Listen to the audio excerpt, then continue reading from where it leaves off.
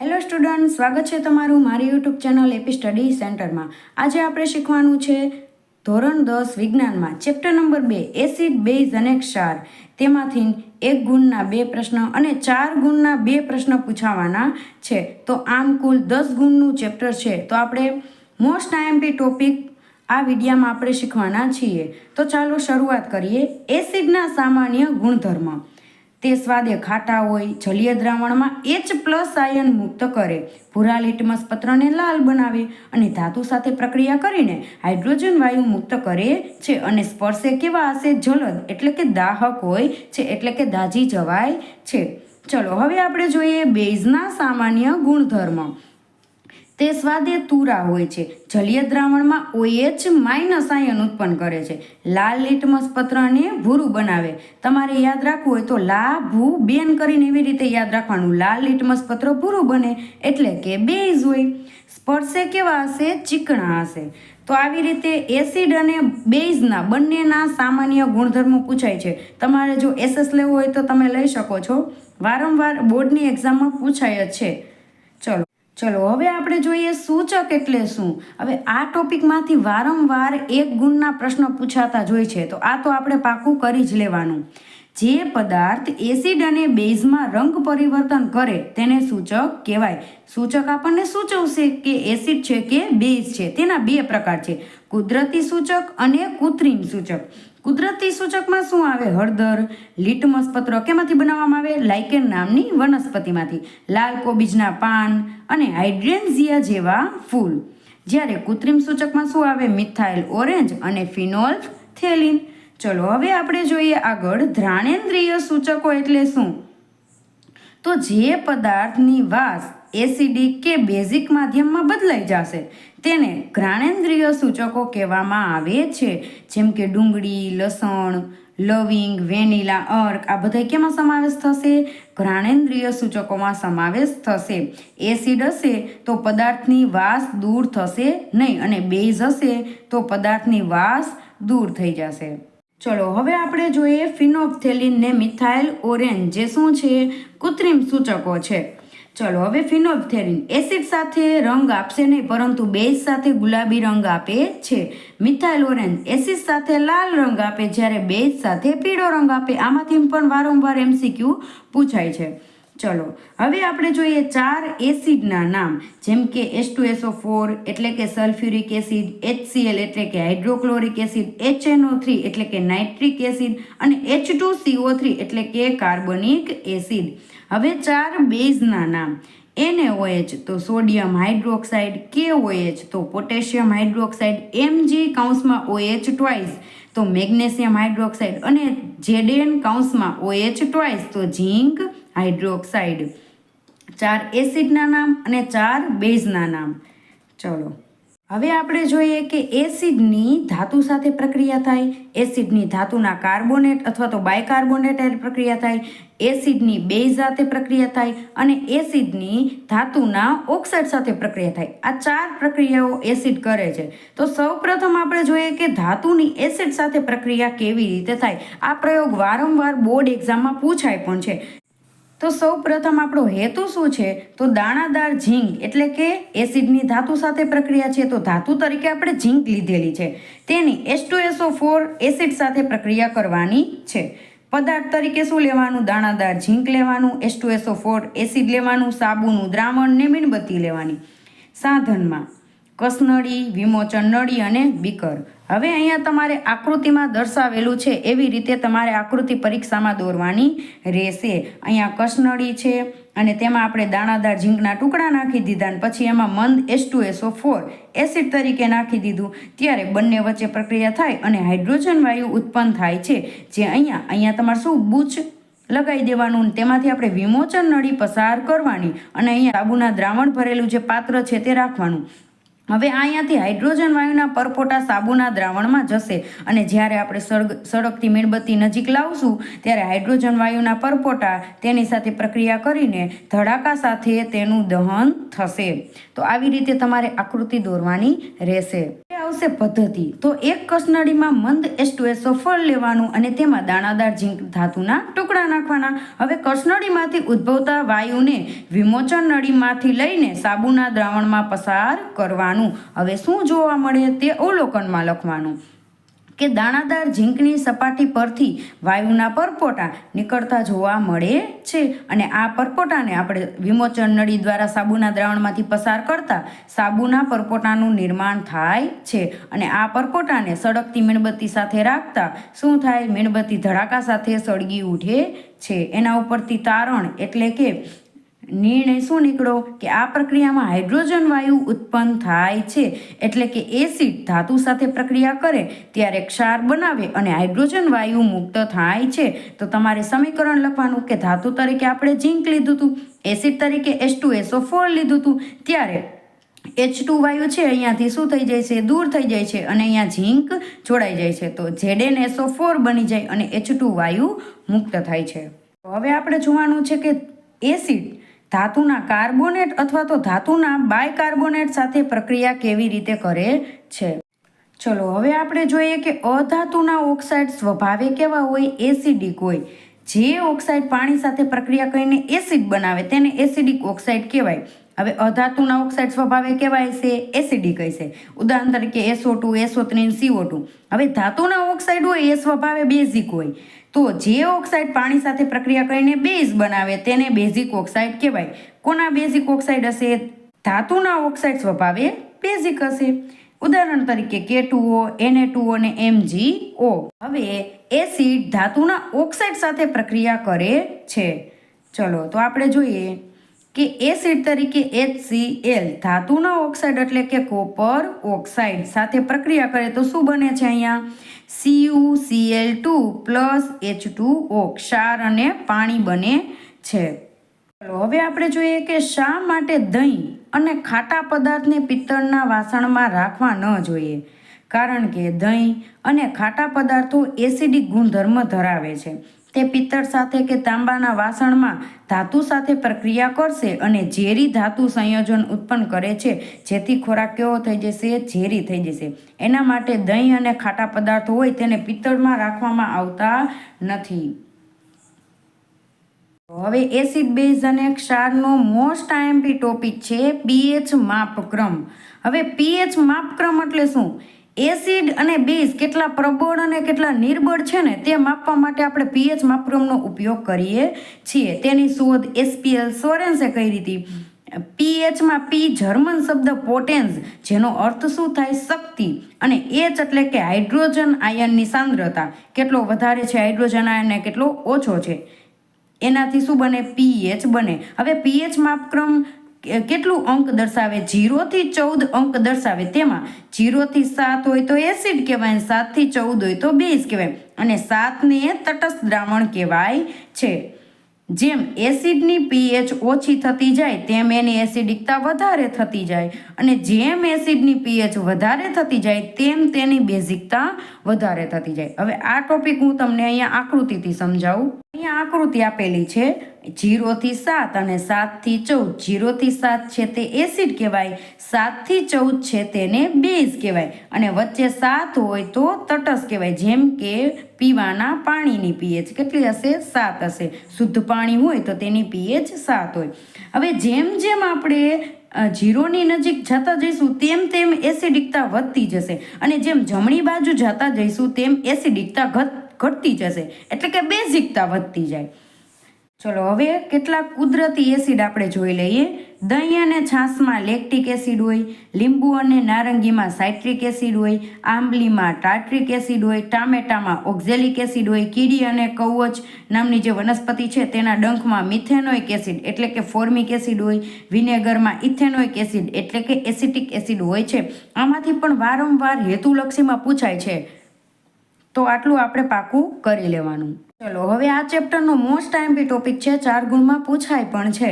તો ચાલો આપણે જોઈએ, ડિટેલમાં સમજીએ pHનું મહત્વ. તો કઈ કઈ રીતે આપણે pH મદદરૂપ થાય આપણા જીવનમાં? તો સજીવના અસ્તિત્વમાં મદદરૂપ થશે. જમીનમાં pHનું શું મહત્વ છે? ખોરાકના પાચનમાં, દાંતના જે સડો થતો હોય તેને રોકવા માટે અને મધમાખીના ડંખના ઉપચારમાં પીએચનું કેટલું મહત્વ રહેલું છે ચાલો આપણે જોઈએ. તો સૌ પ્રથમ આવે છે કે સજીવોના અસ્તિત્વમાં પીએચનું શું મહત્વ છે. તો મનુષ્યની બધી જ દેહધાર્મિક ક્રિયાઓનું પીએચ 7થી 7.8ની વચ્ચે હોવી જોઈએ. હવે વરસાદ હોય તો વરસાદના પાણીની પીએચ જો 5.6 કરતાં ઓછી થઈ જાય તો તેને આપણે એસિડ વર્ષા કહીએ છીએ. અને એસિડ વર્ષા થાય તો દરિયાના પાણીમાં જેટલા પણ જીવસૃષ્ટિ હોય તેના અસ્તિત્વ જોખમાય છે. તો સજીવોના અસ્તિત્વમાં તમારે આટલું લખવાનું રહેશે. હવે આપણે જોઈએ કે જમીનમાં પીએચનું શું મહત્વ છે. ચલો, તો 6.5થી 7.3 પીએચવાળી જમીન પાકની વૃદ્ધિ અને વિકાસ માટે યોગ્ય ગણાય છે. 6.5થી ઓછી પીએચવાળી જમીન હોય તો વધારે એસિડિક કહેવાય અને 7.3થી વધારે પીએચવાળી જમીન હોય તો એવી જમીનને બેઝિક જમીન કહેવાય. હવે એસિડિક જમીનને આપણે તટસ્થ કરવું હોય તો આપણે લાઇમ એટલે કે CaO ઉમેરવામાં આવે છે. અને જો બેઝિક જમીનને તટસ્થ કરવી હોય તો જીપ્સમ ઉમેરવાના આવે છે. જીપ્સમનું શું થાય અહીંયા અણુસૂત્ર CaSO4 × 2H2O. ચલો, હવે આવશે ખોરાકના પાચનમાં પીએચનું શું મહત્વ છે. ખોરાકના પાચનમાં જઠર અગત્યનો ભાગ ભજવે છે કારણ કે ત્યાં 3 કલાક ખોરાક વલોવાય છે. જઠરમાં HClનો સ્ત્રાવ થાય છે જેના કારણે આપણા ખોરાકનું પાચન થઈ જાય. એક પ્રકારનો સ્ટ્રોંગ એસિડ કહેવાય હાઇડ્રોક્લોરિક એસિડ, પ્રબળ એસિડ છે જેની પીએચ 1થી 3ની વચ્ચે હોય. જ્યારે આપણે દૂધ, ઈંડા, માંસ, કઠોળ કે પ્રોટીનવાળો ખોરાક ખાય ત્યારે શું થાય, વધારે ખવાઈ જાય તો પાચન કરવામાં પણ વધારે HClની જરૂર પડે. અને જો વધારે HClનો સ્ત્રાવ થવા માંડે તો શું થાય, પેટમાં બળતરા થાય જેને આપણે એસિડિટી કહીએ છીએ. ચલો, હવે આવા એસિડિટીના ઉપચાર માટે ઉપયોગમાં લેવાતા પદાર્થને પ્રતિ એસિડ અથવા તો એન્ટાસિડ કહેવામાં આવે છે. ઉદાહરણ તરીકે MgOH twice, CaCO3, NaHCO3. MgOH ટ્વાઇસને મિલ્ક ઓફ મેગ્નેશિયા કહેવાય છે. ચલો, હવે આપણે જોઈએ કે દાંતના ક્ષયનને રોકવા માટે પીએચ કેવી રીતે મદદરૂપ થાય. તો દાંતનું બહારનું પડ કેલ્શિયમ ફોસ્ફેટનું બનેલું હોય છે. તે શરીરનો સૌથી સખત પદાર્થ છે. જ્યારે મુખની પીએચ 5.5 કરતાં ઓછી થઈ જાય ત્યારે દાંતના ક્ષયનની એટલે કે દાંતનો સડો થવાની શરૂઆત થાય છે. જ્યારે વ્યક્તિ ખોરાક ખાય છે અને પછી ખોરાકના કણો દાંતમાં ફસાઈ જાય છે અને ત્યારે જે ખોરાક છે તેનું વિઘટન થાય છે અને તેમાંથી એસિડ ઉત્પન્ન થાય છે. અને જમ્યા પછી દાંતને સાફ કરવાની યોગ્ય સુટેવ પાડવી જોઈએ. તો દાંતને ચોખ્ખા કરવા માટે વપરાતી ટૂથપેસ્ટ હોય તેમાં કેવી હશે, તે બેઝિક હોય છે. તો દાંતના ક્ષયનને રોકવા માટે પીએચ ખૂબ જ જરૂરી છે. જો 5.5 કરતાં ઘટી જશે તો દાંતનો ક્ષયનની એટલે કે સડો થવાની શરૂઆત થઈ જશે. તો દાંતને આપણે યોગ્ય રીતે સાફ કરવા જોઈએ. ચલો, હવે લાસ્ટ છે મધમાખીના ડંખના ઉપચાર માટે. કીડીના ડંખમાં ફોર્મિક એસિડ હોય છે, એને મિથેનોઇક એસિડ પણ કહેવામાં આવે છે. મધમાખીના ડંખમાં મેલિટિન એસિડ હોય છે જે 26 એમિનો એસિડ ધરાવતો પોલીપેપ્ટાઇડ બંધ ધરાવે છે. આ માત્ર તમારી જાણકારી માટે છે. અહીંયા 26 એમિનો એસિડ ધરાવતો પોલીપેપ્ટાઇડ બંધ ધરાવે તે. મધમાખીના ડંખથી રાહત મેળવવા માટે બેઝિક પદાર્થ લગાડવામાં આવે છે. કવચ વનસ્પતિમાં ફોર્મિક એસિડ એટલે કે મિથેનોઇક એસિડ હાજર હોય છે. હવે મધમાખીના ડંખના ઉપચારમાં તમે ખાવાનો સોડા પણ ઉપયોગમાં લઈ શકો છો. ચલો, હવે આપણે જોઈએ કે કોઈ પણ ક્ષારની પીએચ એ એસિડ અને બેઝ ઉપર આધાર રાખે છે. તો પ્રબળ એસિડ અને પ્રબળ બેઝ હોય, બંને પ્રબળ હશે ત્યારે ક્ષારની પીએચ 7 હશે. નિર્બળ એસિડ અને પ્રબળ બેઝ હોય, આમાં જે બેમાંથી પ્રબળ હશે ને એ બાજુની પીએચ હશે એની. જેમ કે અહીંયા પ્રબળ બેઝ છે તો ક્ષારની પીએચ 7 કરતાં વધારે હશે. અહીંયા પ્રબળ એસિડ ને નિર્બળ બેઝ હોય, એમાં પ્રબળ એસિડ છે તો પ્રબળ બાજુ પીએચ આપણે હશે. તો પ્રબળ એટલે શું છે, અહીંયા એસિડ છે તો પીએચ 7 કરતાં ઓછી હશે. નિર્બળ એસિડ ને નિર્બળ બેઝ હોય, બંને નિર્બળ હોય તો ક્ષારની પીએચ તટસ્થ રહેશે એટલે કે પીએચ 7 રહેશે. અહીંયા આપણને કેટલાક પ્રબળ એસિડ આપેલા છે જેમ કે H2SO4, HCl, HNO3. નિર્બળ એસિડ તો અહીંયા શું આવશે H, C double bond OOH, CH3, C double bond OOH, H2CO3. પ્રબળ બેઝ NaOH ને KOH. નિર્બળ base MgOH twice, ZnOH twice, CuOH twice. ચલો હવે મોસ્ટ આઈએમપી ટોપિક છે, બોર્ડ એક્ઝામમાં વારંવાર પૂછાય પણ છે, બ્લીચિંગ પાવડરની બનાવટ. તેનું સામાન્ય નામ વિરંજન પાવડર કહેવાય. તેનું રાસાયણિક નામ કેલ્શિયમ ઓક્સીક્લોરાઇડ છે. બનાવટ ક્લોરીન વાયુની ફોડેલા ચૂના સાથે પ્રક્રિયા કરતા બ્લીચિંગ પાવડર બને છે. તો અહીંયા ક્લોરીન વાયુ લીધેલો છે, કેલ્શિયમ હાઇડ્રોક્સાઇડ એટલે કે ફોડેલો ચૂનો, તેની સાથે પ્રક્રિયા કરો ત્યારે CaO ને અહીંયા Cl2 જોડાઈ જશે અને પાણી છૂટું પડી જશે એટલે કે H2O છૂટું પડી જશે. ચલો હવે આપણે જોઈએ કે તેના ઉપયોગો શું છે. હવે હું તમને કહી દઉં કે બ્લીચિંગ પાવડર એટલે કે વિરંજન પાવડર એટલે શું કહેવાય કે કોઈ પણ જગ્યાએ આપણે રંગ દૂર કરવો હોય ને ત્યારે આ બ્લીચિંગ પાવડરનો ઉપયોગ થાય છે. ચલો ટેક્સટાઇલ ઉદ્યોગમાં સુતરાઉ તેમજ લિનનના વિરંજન માટે એટલે કે સુતરાઉ કાપડમાં કોઈ પણ કાપડમાં રંગ હોય તો એને દૂર કરવા માટે વિરંજન પાવડર ઉપયોગમાં આવે છે. કાગળ ઉદ્યોગમાં લાકડાના વિરંજન માટે જેમ કે લાકડાનો માવો હોય તેને આપણે રંગવિહીન વ્હાઇટ કરવો હોય તો તેમાં પણ આ બ્લીચિંગ પાવડર વાપરવામાં આવે છે એટલે કે તે સફેદ થઈ જાય એટલા માટે. ચલો લોન્ડ્રીના કાપડના વિરંજન માટે એટલે કે લોન્ડ્રીમાં જે આપણે કપડાં દીધા હોય તેમાં કલર બેસી ગયો હોય તો તેને દૂર કરવા માટે પણ ઉપયોગી થાય છે બ્લીચિંગ પાવડર. પ્રયોગશાળામાં પ્રક્રિયક તરીકે, જંતુનાશક તરીકે અને ક્લોરોફોર્મ એટલે કે CHCl3ના ઉત્પાદનમાં પણ બ્લીચિંગ પાવડરનો ઉપયોગ થાય છે. હવે તમારે SS લેવું હોય તો તમે લઈ શકો છો કારણ કે વારંવાર બોર્ડ એક્ઝામમાં પૂછાય છે. ચલો હવે બીજો મોસ્ટ આઈએમપી ટોપિક છે બેકિંગ સોડાની બનાવટ. તેનું સામાન્ય નામ ખાવાનો રાસાયણિક નામ છે સોડિયમ બાયકાર્બોનેટ. રાસાયણિક સૂત્ર છે NaHCO3. ચલો હવે બેકિંગ સોડામાં શું આવે કે સોડિયમ ક્લોરાઇડના જલીય દ્રાવણમાં એટલે કે તેમાં પાણી નાખી દે તો શું થઈ જાય, જલીય દ્રાવણ થઈ જાય. તેમાં એમોનિયા અને કાર્બન ડાયોક્સાઇડ વાયુ પસાર કરવામાં આવે છે ત્યારે સોડિયમ બાયકાર્બોનેટ એટલે કે બેકિંગ સોડા બને છે અને સાથે એમોનિયમ ક્લોરાઇડ છૂટો પડે છે. તો NaCl, H2O, NaHCO3 ને CO2 તો શું બને NaHCO3 એટલે કે બેકિંગ સોડા અને સાથે NH4Cl એટલે કે એમોનિયમ ક્લોરાઇડ.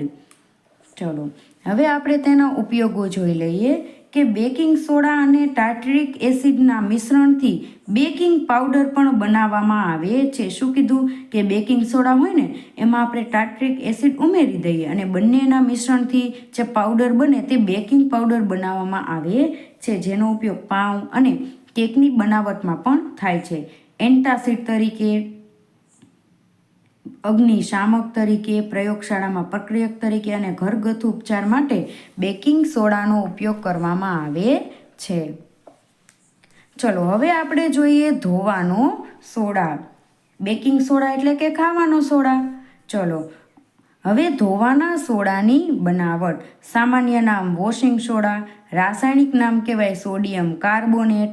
રાસાયણિક સૂત્ર છે Na2CO3 × 10H2O. બનાવટ તો ખાવાનો સોડા હોય ને એને આપણે ગરમ કરી તો શું બને, ધોવાનો સોડા બની જાય. તો કેવી રીતે ચાલો જોઈએ. તો આગળ આપણે શીખ્યા ને કે બેકિંગ સોડા એટલે કે ખાવાનો સોડાનું સૂત્ર શું હતું NaHCO3 એને આપણે ગરમ કરવાનો તો શું બની જાય, ધોવાનો સોડા બની જાય. તો કેવી રીતે જુઓ, Na2CO3 સોડિયમ બાયકાર્બોનેટ ઉષ્મા એટલે કે ગરમી આપો તો શું બને, સોડિયમ કાર્બોનેટ બની જાય Na2CO3 અને કાર્બન ડાયોક્સાઇડ વાયુ ઉત્પન્ન થશે અને પાણી છૂટું પડશે. અહીં નિર્જળ સોડિયમ કાર્બોનેટ મળે છે જેને સોડા એશ પણ કહેવામાં આવે છે. ચલો હવે નિર્જળ સોડિયમ કાર્બોનેટ અહીંયાથી લીધું ને એમાં આપણે શું કરવાનું, પાણીમાં દ્રાવ્ય કરી દેવાનું તો શું થાય, ધોવાના સોડા મળે છે. તે બેઝિક ક્ષાર પણ છે. હવે સોડિયમ કાર્બોનેટમાં આપણે 10 મોલ પાણી એડ કરવાનું તો Na2CO3 × 10H2 એટલે કે સોડિયમ કાર્બોનેટ ડેકાહાઇડ્રેટ એટલે કે સોડિયમ કાર્બોનેટ અથવા તો વોશિંગ સોડા અથવા તો ધોવાના સોડા બની જાય છે. અહીંયા તમારે 2 સમીકરણ લખવાના રહેશે. ચલો હવે તેના ઉપયોગો. કાચ, સાબુ, કાગળ ઉદ્યોગમાં થાય છે. બોરેક્સ જેવા સોડિયમ સંયોજનની બનાવટમાં, ઘરમાં સફાઈના હેતુ માટે થાય છે. પાણીની સ્થાયી કઠિનતા એટલે કે કઠિન પાણી હોય તેમાં આપણે ધોવાના સોડા નાખી તો તેની કઠિનતા દૂર થઈ જશે. અને પ્રયોગશાળામાં પ્રક્રિયક તરીકે. ચલો હવે મોસ્ટ આઈએમપી છે, વારંવાર આ બોર્ડમાં પૂછાય છે, પ્લાસ્ટર ઓફ પેરિસની બનાવટ. ચલો જીપ્સમને 373 કેલ્વિન તાપમાને ગરમ કરતાં તે પાણીના અણુઓ ગુમાવે છે અને કેલ્શિયમ સલ્ફેટ હેમીહાઇડ્રેટ બને છે. તેને પ્લાસ્ટર ઓફ પેરિસ કહેવામાં આવે છે. જીપ્સમ છે તેને 373 કેલ્વિન તાપમાને ગરમ કરો તે અહીંયા 2 મોલ પાણીના અણુ છે તેમાંથી અડધો મોલ જ પાણીનો અણુ રહેશે અને બાકીનો છૂટો થઈ જશે. તો પ્લાસ્ટર ઓફ પેરિસ એનું અણુસૂત્ર કહે તો CaSO4 × 1/2 H2O એટલે કે કેલ્શિયમ સલ્ફેટ હેમીહાઇડ્રેટ કહેવામાં આવે છે. હવે તેના ઉપયોગો જોઈએ કે ભાંગી ગયેલા હાડકાને સાચી સ્થિતિમાં સાંધવા માટે એટલે કે જોડાણ કરવા માટે, રમકડા અને સજાવટની બનાવટમાં પણ પ્લાસ્ટર ઓફ પેરિસનો ઉપયોગ થાય છે એટલે કે POP પણ તમે કહી શકો. ચોકની બનાવટમાં, મૂર્તિની બનાવટમાં, છતનું POP કરવા માટે, ફાયર પ્રૂફિંગ સામગ્રી બનાવવા માટે. મોસ્ટ આઈએમપી ટોપિક કવર કરી લીધા છે. અને જો સ્ટુડન્ટ તમને મારા વિડીયો પસંદ આવતા હોય તો લાઇક, શેર, સબસ્ક્રાઈબ અને કમેન્ટ જરૂરથી કરજો. Thank you.